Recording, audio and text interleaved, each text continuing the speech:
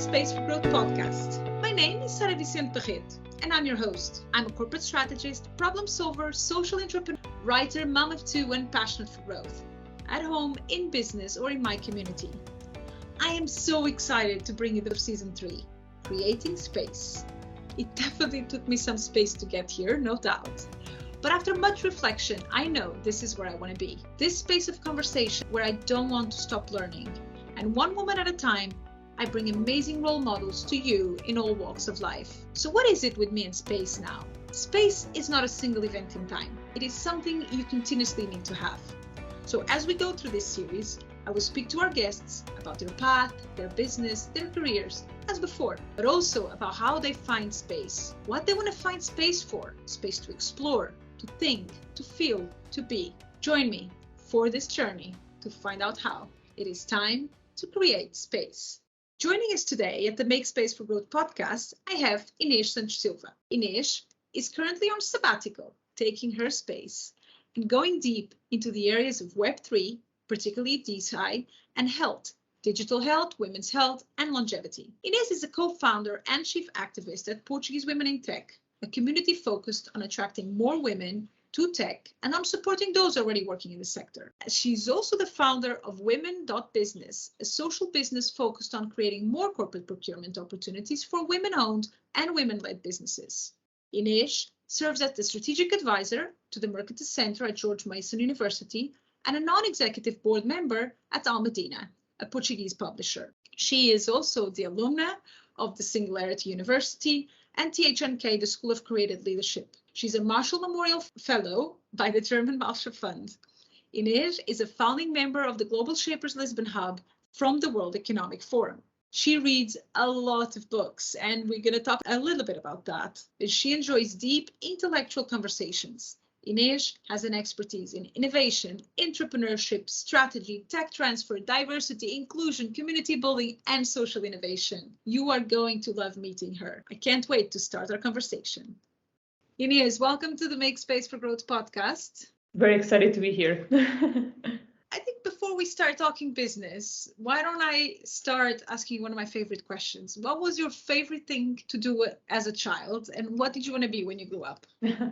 That's a good question. So I think there were like two things that I really enjoy doing. One was learning. And I was like very, very curious, and I was like always reading. And I know that it's like weird to say what I'm going to say, but I really liked studying. So my grandmother was an elementary school teacher.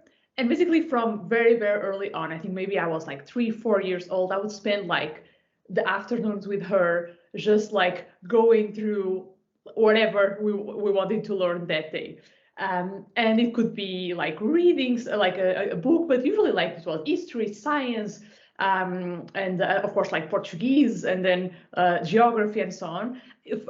Funny enough, I never studied math that much, even though my mother is a math teacher. And I'm not sure why, but I remember like with my grandmother, we never actually studied math. It was always about the other things. So I always like really enjoy learning and reading, and I would spend like my summers reading, and it was very funny because I could not buy books at the same pace that I was reading, because I was like always reading so much that I could like read a 300-page book in one day. So it's hard to keep up with that level of reading. Now that I'm a parent, I understand. Yeah. And the second thing that I always enjoy doing was actually team sports. So even though I'm like very nerdy in that sense of like reading and learning and very curious, I always really enjoy team sports, especially in football. So yeah, those were the two things that I really enjoy doing.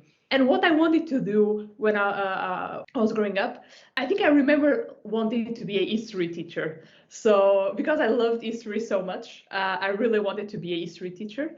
But I think very early on I realized that maybe that's not necessarily a good idea. So you definitely stayed in the learning camp, though quite not necessarily on the history teacher camp.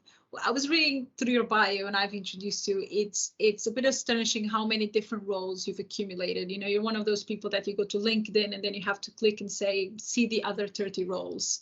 But I did find some commonality. There's a bit of a common string. One of the things that got my attention was the role that you call Chief Pirate, which was over 10 years ago, that you've dedicated to startups at a time where probably not a lot of people were talking about them. So maybe can you talk a little bit more about that experience, what you set out to achieve, and then how you evolved to Startup X? I think it's very good to be young and naive. And I was young and naive back then. And so basically, I was a Portuguese business student that was looking at the world and realized that something was happening. So first, we had a very bad economic crisis. I ended college in 2011, and I started working at Startup Paris in 2011. And Portugal was in the peak, or like not the peak, but like in the beginning. Yeah, it was like in the beginning of the economic crisis. And I realized that there was something there, like something about entrepreneurship, something about making things happen, something about the scale of technology that really excited me. And so in 2010, I ended up like going to a lot of events, and I ended up going to London to the London School of Economics and did a summer program on entrepreneurship and leadership. I also organized my own events, and then I realized that, okay, so we are asking people to build their own companies. And because like, I think like the first thing is like in 2011, people didn't know what the word entrepreneur in Portuguese meant. So my first, whenever I would meet someone, I would start by explaining, so this is what entrepreneurship and what an entrepreneur is. And then from then on, I would try to understand like, how can we, from a country that doesn't have necessarily a culture of entrepreneurship and self-starting and owning companies that much developed, how can we do this? The outside, the market is asking us to build our own companies, but we have no idea where to start. And we could see that because like we had all these conferences and nothing would come up out of it. We have like these weekends of entrepreneurship, and then people like spend maybe one day trying to understand how they could to get things started. So we realized that we wanted to build this 1 week program with mentorship, very hands-on, but also with some workshops to really guide people from this very early concept to something more concrete that would actually lead to a company. In 2011, we ended up like launching the first edition in Porto. It was very successful. And from very early on, and I think that's the naive part, we realized that we wanted to make it internationally. We realized that this was good enough for others to try. So we ended up doing the program in 40 cities in 20 countries around the world. So it was actually very interesting. And with no resources, even like technology-wise, it was not something that like today. We only had like that was Skype. not the world of Zoom at the time. No, we had Skype and we had Facebook, but it was not at the level that we have today. So it was a very different challenge, but also very interesting. So that's the experience. And then on one of your next ventures, that was social value generator, then you went to an area that is very close to my heart, which is social entrepreneurship. And again, may I say, you were a bit early for your time. What was social value generator, and importantly, why did you go about creating it? So basically, I fell in love with social entrepreneurship and the idea of social entrepreneurship when I was in London. So I was in London for 3 weeks for this summer program, the London School of Economics. And the first 2 weeks were very much focused on entrepreneurship, tech entrepreneurship. And then in the third week, our main professor, she needed to leave to do the same program in China. So they actually end up like bringing someone that was working on social entrepreneurship. And then when she was explaining us like what we could do, connecting like building a business with impact and the potential of that, like the sustainability, the financial sustainability of that, I really fell in love with it. And I knew about the Instituto de Empreendedorismo Social here in Portugal. I knew that there were like some people working on social entrepreneurship here and there, but not many. But I really fell in love with it. And honestly, like when we set up Startup Pirates, it was a non-profit, but we always had in mind of like, we need to be sustainable. We need to find ways of finance our work so we can keep on growing and keep on developing. So that was always on the back of my mind. But something that we realized, and I built or created the social value generator with 2 friends that were also working on the field. We realized that social entrepreneurs had a hard time understanding like how to start. And so basically we wanted to make sure that those questions were in a canvas that people could use. And that's why we developed this tool. And it's very cool because like a lot of times I go to events and incubators and I see it there and people using it. And and it's very cool to see that. It's great. And you know, given the timing of all this, we're not talking as a recent thing. These were all things that we were working on before probably a lot of people thought this was, you know, the thing to do. So that's even more impressive. And then in parallel, you've created an initiative, which is the Portuguese Women in Tech. And I can easily identify the problem you're trying to solve.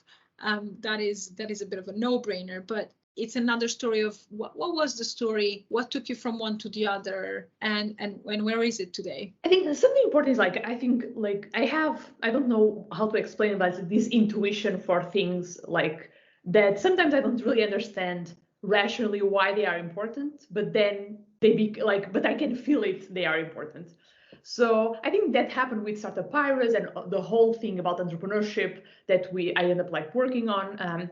That also happened with social entrepreneurship because I really felt like there is something here. I might not understand it, but I know there's something here.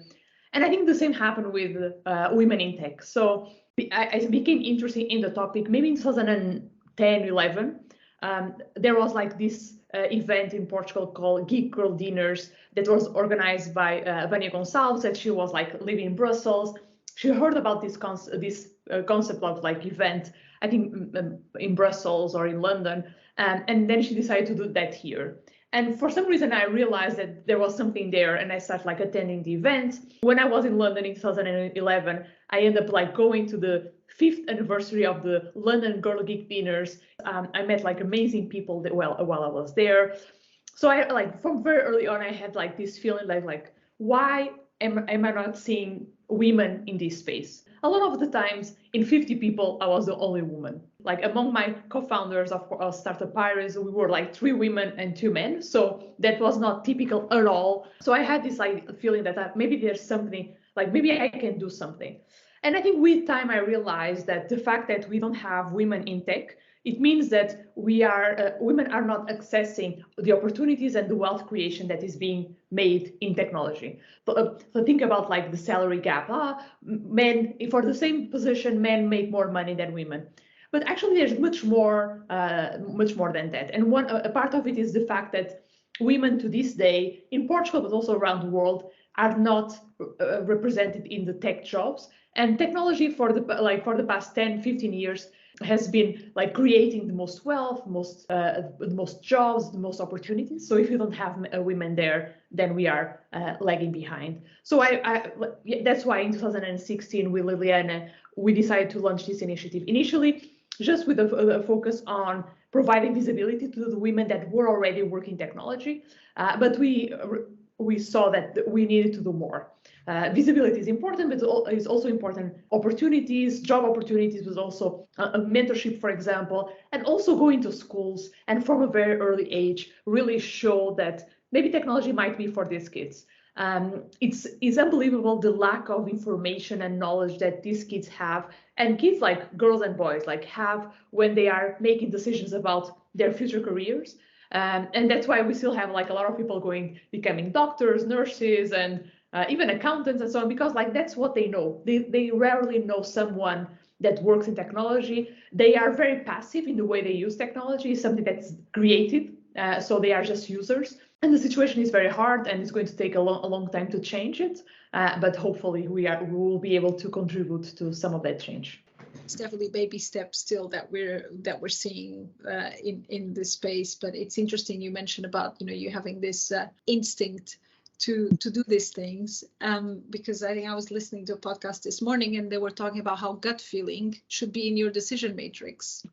And even though it doesn't look like something you quantify, it definitely needs to be something that you consider, because sometimes you are stuck in a decision because you don't follow your gut feeling. And so, you seem to have put that one high in your decision matrix and really follow through. And again, then it brings you to women.business, which seems seems to be another one of those where you've identified a gap and you've just launched yourself into it. So what are you trying to achieve there? Yeah, so with Women.Business, it came because of my previous work with Portuguese women in tech. So a company reached out to us asking for a list of women-led businesses and women-owned businesses.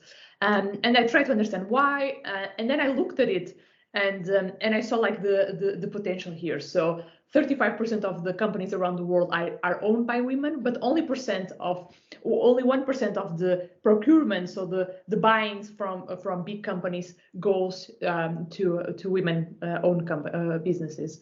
So I realized that, okay, maybe there's something there that we could do. I tried to understand like internationally what was being done, and I saw like especially in the US a lot of things happening. In Europe, I also see some movements to really push for more diverse and inclusive procurement. And then I realized like maybe there's something that I can do here, like having an educational component where letting companies know what's happening and really show them a way to make this happen. It's still very early. Right now we are in this education phase. Whenever I talk with companies, in most cases, they don't know that this is necessarily a problem. We don't have a lot of data for Portugal, but still, I think this is something that I really want to work on in the next few years, because I think for businesses, like business-led leads to business. So we need to create opportunities. Of course we can do, and like in the past, a lot of women founders have had access to a lot of opportunities, mentorship, and so on. But in the end, what we need is create business opportunities, and that's what we try here, to really connect big companies in Portugal with SMEs owned by women, and then create business opportunities between them. And it's interesting you say that many people didn't think they had a problem and didn't realize it, because it's true. We talk a lot about recruitment and the job positions, and maybe we talk about businesses themselves, but a big area of business is business to business, right? Yeah. And if 35% is owned by women and 1% is the procurement, I actually didn't know these numbers until you had mentioned them to me last time. There's a value proposition very, very obvious there. I know you're in a moment to take space right now, but I thought maybe we take this as an opportunity for reflection. We spoke about, I think, 5 different initiatives today that you've launched, and this excludes the other 20 roles on your LinkedIn profile. What drives you to put new ideas and solutions into production at this rate? That's a good question, and sometimes I'm not 100% sure that I know the answer. First, it's true that I've done a lot of different things, but also it's true that I started very early. I think like when I was still in college, I was already very active in this space. So one thing led to the other, and then I started doing things. And most of the things that I've done are somehow connected. Sometimes they seem to be in very separate areas, but honestly, there's like connection there, like that I was able to make, or something happened so there's like dots that are being connected somehow. And then there's like a lot of ideas that I have that never actually see the light of day. But some other times I realized, like when I started Startup Pirates, I didn't know what I was starting. I was just like, oh, let's do this like 1 week event, see how it goes, help some people, and see if something else can happen. And then one thing led to another, and suddenly I was like spending my life helping entrepreneurs, helping founders, working with incubators, accelerators, city governments, and so basically, yeah, I think I just let things go. I think something that I really believe is much easier to move something that's already moving. So I think it's like one of the laws of physics. So if something is already moving, it's much easier for you to move it. And I think this is something that people always forget. It's like, starting something is very hard, but once you are able to do that first step, then like things take it just happen. Yeah, I think I've done a lot of things, and I think something that is also drives me is being able to make an impact. That's not something that I always knew. It was something that like a couple of years ago, looking back at what I've done, I saw like first how important it was for me to make an impact, to really make sure that whatever I was doing had a positive impact on other people, on like the city I was living in, and so on. And how, like, when that impact was there, my dedication to it and my strength and motivation to work on it was actually much higher. And when the motivation to do things is very high, then of course you just do it. And then another thing that was very important to me is like, I think like I don't like the work-life balance separate or work-life separation. I like the professional Inês and the personal Inês, and they are completely separate. But honestly, like when I turn off my computer, what I do is like I open it again and I just start reading a book about entrepreneurship or innovation or women in business or whatever. I go on holidays. What I do is like I go to co-working spaces to see how they work, and I connect with people. I'll go to meetups. And this is something that always came natural to me, is like this mingle and this bringing everything together. And this is something that makes me happy. Like I'm really able to work on things that I really enjoy, that really drive me and really give me energy instead of taking energy from me. So that's why I think I have been able to do so many things. That's I think it's very lucky to be able to work on something you're very passionate about, because clearly you just keep on building and building on your energy. You know, no doubt with lots of energy, you faced also a few entrepreneurship challenges along the way. Maybe let's not go through all of them, because I'm sure the list is long, and you've talked about how you also have a list of failures. What would you say are kind of the two major obstacles you faced along the way that maybe you can share with people that are maybe going through a similar struggle? How did you face them? Yeah, I think something that was clear for me, like I've been early many times, and that sometimes is a challenge. When I mentioned like I was working on entrepreneurship, like people didn't really understood what actually entrepreneurship meant, like even the words. So like that's how we started. And it took us a long time to actually be able to make it work in a way that I was able to sustain myself, and we were able to grow something out of it. So I think like being early, I think sometimes is important, but we have to be ready for the challenges that they are coming. Because it will take time, usually more time than we imagine. And especially like right now, I have the maturity and experience to really understand like a little bit more where I am. But back in 2010 and 11 and 12, when we were working on Startup Pirates, I think what kept me going was my naivety and this like endless energy of like making things happen. Because otherwise, that you didn't know how long it was going to take. Yeah, exactly. Maybe that was it. Because it was difficult and it was challenging and trying to answer the question like, but why are you doing this? And are you sure this is where you want to spend your time? I think the second thing is like a lot of times, especially in the past, I always wanted to work with other people. I don't like right now. I think I deal with that better, but for a long time, because I like team sports so much, I really like to work in a team. And sometimes finding the right people for you to work with, making sure that everyone is aligned on the vision, on the mission, where we are heading. I think that can be very challenging. When you are starting a project, you really need to give a lot of yourself to the project, and you really need to also make sure that you are making some kind of progress. It might not be market progress, but at least among your teammates, you really need to understand like, okay, we are going somewhere. Every week we are delivering, we are shipping something new features, new ideas, new something. We have to feel that. And some of the projects that fail were because like we didn't have that. We didn't have that alignment. We didn't have that sometimes focus.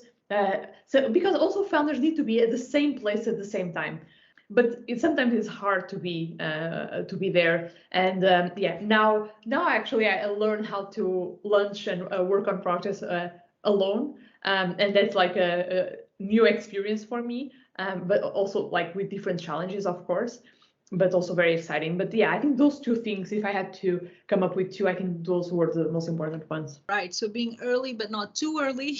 Yeah. And finding the right people to go along the way. So you've clearly been heading these different initiatives over, almost 15 years, and the world has gone through immense transformation. Do you think you can find maybe one point of similarity across them, and maybe one thing that is in a totally different place from when you first started to today? Yeah, I think we are in a very different place. I think like things that back then were crazy now are normal. Like I remember, I think it was in 2009 maybe or 10. I saw like I just like joined Twitter. I saw this guy that like he just sold like he was an American guy, just sold everything that he had and start like traveling around the world from country to country. I think every 3 months he would change country and he would just like do like design work as he went. And this like he was like a digital nomad where there was no word for that. And I remember like actually reaching out to him and asking like why are you doing this? Like I really like it in my mind. I was like 21 or 22 years old. In my mind, I could not I understand like how someone would just like leave everything behind and just travel from country to country. And he said something that I never forget. He said like, what is the worst that can happen? And that's actually a question that I ask myself many times, like what is the worst that can happen? Because I think like a lot of times the worst is something that we can deal with, even though sometimes might seem crazy to the other people. So I think that's something that right now things like traveling and working remotely, working in a different country are seen as normal. Back then was like completely new, completely different, and I think that's interesting. Technology as well. I think like right now we have tools that we didn't have back then. We had communities that, or we are able to create communities that we didn't have back then. Geography was more important back then than there is now, but still I believe that it's still important, like where you are, because like the people you surround yourself with, I think can make a big difference. But I think back then, I think it was even more important. On one hand, I think it's much easier to start a company now, because like there is like this culture of entrepreneurship and this knowledge that's out there is easy to access. It's much easier to get funding because there's like much more opportunities available. It's much easier to get people that actually understand like business and how things work. At the same time, it's much harder because it's like I think we have done so many things that right now the level or the barriers of entrance of creating something new, meaningful, are much higher. If before a team of like 2 people in a garage would just like build billion-dollar companies, I'm not 100% sure that is still the case. Because I think the barriers of entrance, what is expected, and so on, I think are much higher. So that's cool. And what about you, right? In the industry around you, there's things that are different and common. You as a CEO, leader, founder of all these initiatives, what do you think is like the one characteristic that defines you? And I know it's hard to pick.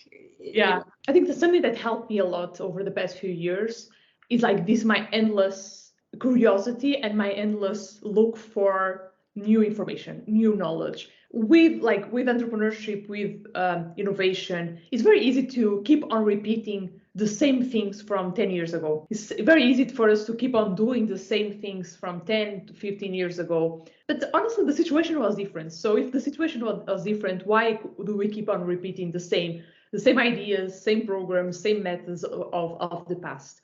So what I try to do in every project that I do is like making sure that I'm doing it for right here, right now, and ideally for the future, and not for the 5 year, like for 5 years ago.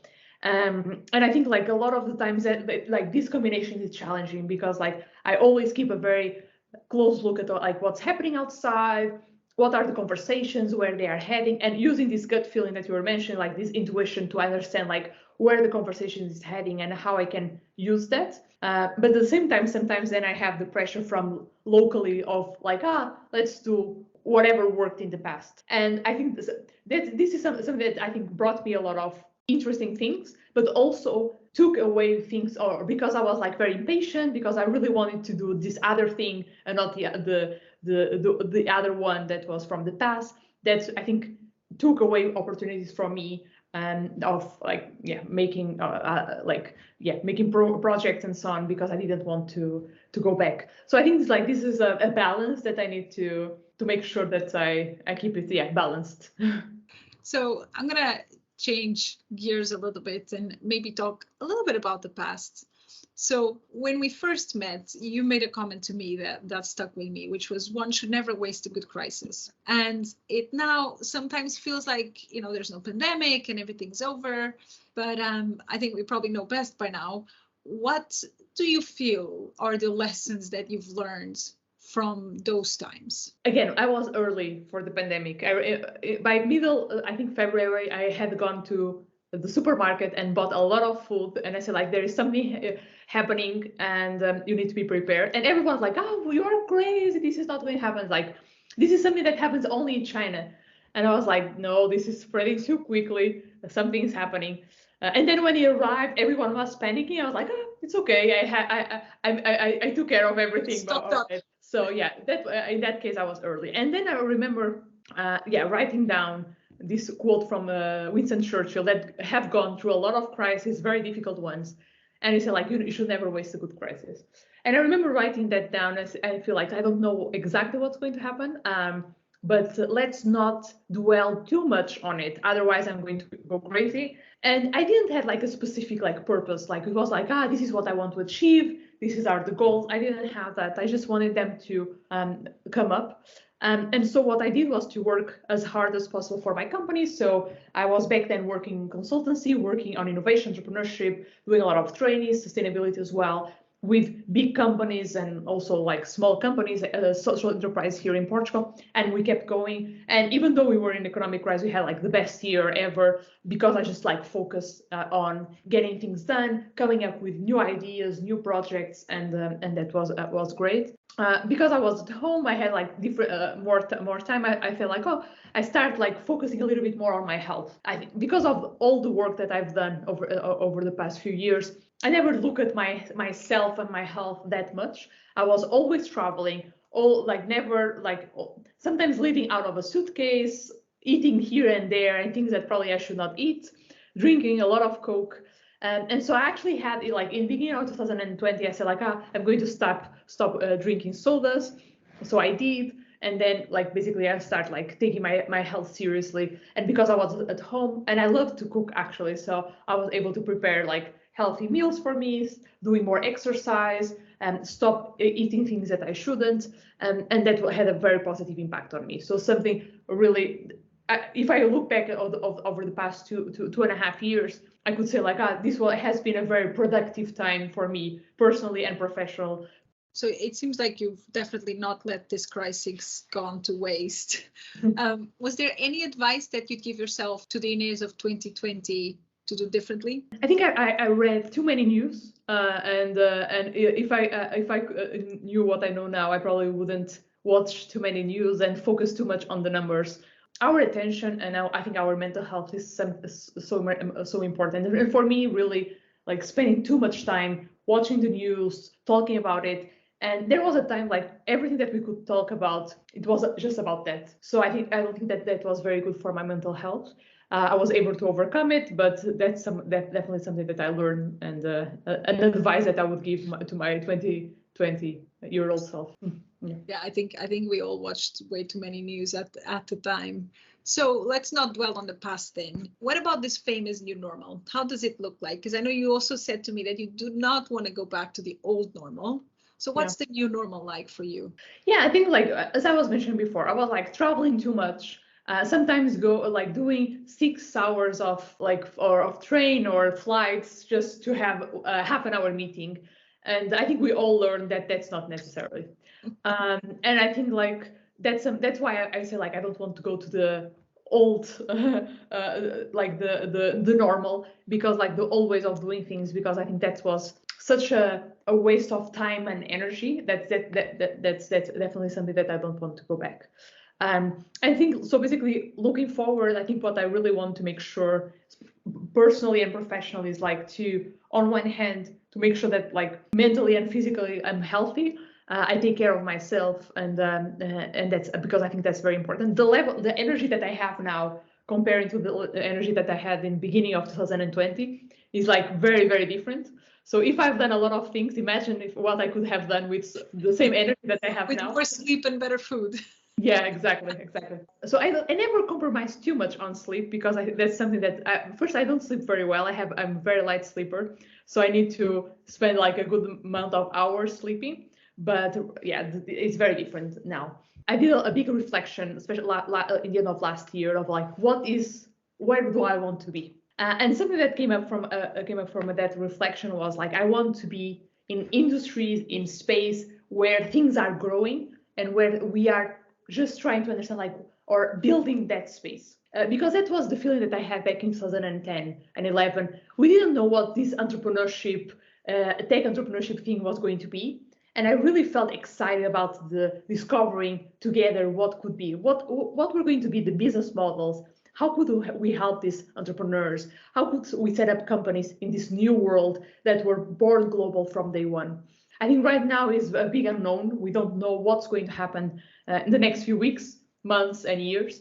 But I think there's things there that really remind me of the energy of the moment that we lived when we were in like 2010, 11, and 12. So I'm very excited to be working a little bit on that right now, and to be part of this future that we are all trying to build. I think you've started answering this bit, but I think you're taking some time now for you jump straight into your next thing, and that's probably a good thing because it allows you to see what gets taken in these weeks. And I know conceptually you mentioned that it's the areas of growth and the areas where we're discovering, because you clearly have a love for learning. Where do you see the big opportunities for you? I think that there's a skill set that I was able to develop over the past 10 years that I think can be useful in a number of different areas. I've built a lot of projects. I managed a lot, like big teams, small teams. I went with things from nothing to something to actually being working around the world. So I think that knowledge and that experience is valuable. Now I need to find the context that actually can make it work. And so right now what I have been exploring is a lot of what I was saying. I'll say like crypto and Web3, AI as well. I'm doing a few projects working with some international organizations on those areas, and not necessarily committing myself 100% to anything, but trying to understand like what's happening. Just like, because I realized something very early on is like, for you to actually understand what's happening in the space, you need to be in the space. Looking outside in is not is useful, but it's not enough. And you need to be in the conversations that are happening sometimes behind closed doors or in these like very niche events that are happening. And that's what I have been trying to do. Of course, like we can always debate that maybe my timing hasn't been the best, but I think like timing is like I really like this proverb from, I think, the Chinese proverb. They say like the best time to plant a tree was 20 years ago. The second best time is today. So that's what I'm trying to do, is like plant my tree now and then see how it grows. Happens. No, I think it's great, and I think it's interesting because you have taken that space to explore, which, you know, I think takes me to my key theme, which I always like to touch on in terms of the space, right? What is important for you to create space for in today's day and age that everything is so overwhelming? Yeah, I think that's a big challenge. Yesterday, so it was a holiday in Portugal, and I made the decision, like I had like my whole day planned. I look at my day, and in the morning I was like working a little bit, and then I look at my day and realize like nothing here is important enough for me to do today. So let's do the thing that I really want to do, is learn. So I actually spent the whole afternoon like sitting on my couch, reading a book and learning along the way. It was a book about how to take smart notes. So very randomly, but it was actually about learning. So I really enjoyed it. And then I spent the whole afternoon reading, taking notes. I read almost the whole book. And I think like, but on the back of my mind was this like guilt somehow of like, maybe you should be doing something else. Maybe like have you looked at your emails? Maybe you should like be answering your emails, even though I think like right now I'm very close to inbox zero, so that should not be a concern to me. And I will, but still I had this in back of my mind. And then of course, like even though I think I'm right now very good at controlling the craziness of social media, of course, like every now and then I would just like look at Twitter and see like what was happening, because like, am I missing something? So I think we are all with this like FOMO, fear of missing out, like that's like so ingrained in us that then really makes it difficult for us to build the space for us to find ourselves. Something that I have done in March and I'm going to do in the end of this month is take a few days off, going to a remote area. I will have access to the internet, but I will just like make sure that in those 3 days I just like read, think, walk, and listen to podcasts. Breathe, basically. Get away from the everyday craziness, and find space to actually, yeah. I think sometimes like let my mind wander and see where it goes. So that's great, because learning is clearly one area that a lot of people value, but then they don't really go after. And clearly that's something that is very important for you, not just personally, but actually for your whole professional ventures. And so you've created this Think Week. I think I've heard different big leaders that do sort of things like that. What about in your day-to-day? Do you feel like you find some space there? Because sometimes it goes 3 months or 6 months until we have another Think Week. What about in your day-to-day? Are there things that you can create or things that you can remove that you find can help you? There was like, I read an article, I think actually during the pandemic, that's really helped me think a little bit about this. It was from an author that I really like called Ryan Holiday. And he said like, there are 3 things in life: family, work, and scene. You just have to pick 2. And I always had a very hard time picking 2. But I think the pandemic really made me pick 2, or forced me to pick 2. It was like family and work. The scene, like the ecosystem and so on, I think because we could not engage as much, I think I took a step back. And now that I look forward to things, I realize that there's no way I can do it all. But what I try to do is like, okay, where do I get the most value? For me, it's not for everyone. For me, it's about like reading something every day, which I do, while walking my dog, listen to a podcast. That's great. I think that leads us to conclude, but I'm going to ask you two small questions. And one, I can't help it because you're surrounded by them. What is your one book recommendation for the podcast? Some book that I really like is this one. It's called Meditations by Marcus Aurelius. I read this book 10 years ago. And back then it was interesting for me, but it was not as important as it was last year in August, where I really needed to feel grounded. And I read this book and I was like, okay, times change, but a lot of the questions and the doubts that we all have don't change that much. So I think like that's something that I value. But I think that like there is a time, like I can recommend you a book to you and you read it and you say like, there's nothing for me. Or I can recommend a book to you and you feel like, this was exactly what I needed. So I think that's very challenging. So let's do this. We go with that one, and then we'll put your link to your Goodreads into the show notes. Yeah. And right, as the final one, what would be your one word for this year? Experimentation. I actually decided that in the beginning of the year. I said like 2022 will be a year of experimentation. That's great. I love the words. Inês, it's been great having you in the Make Space for Growth podcast. Thank you so much for being with us today.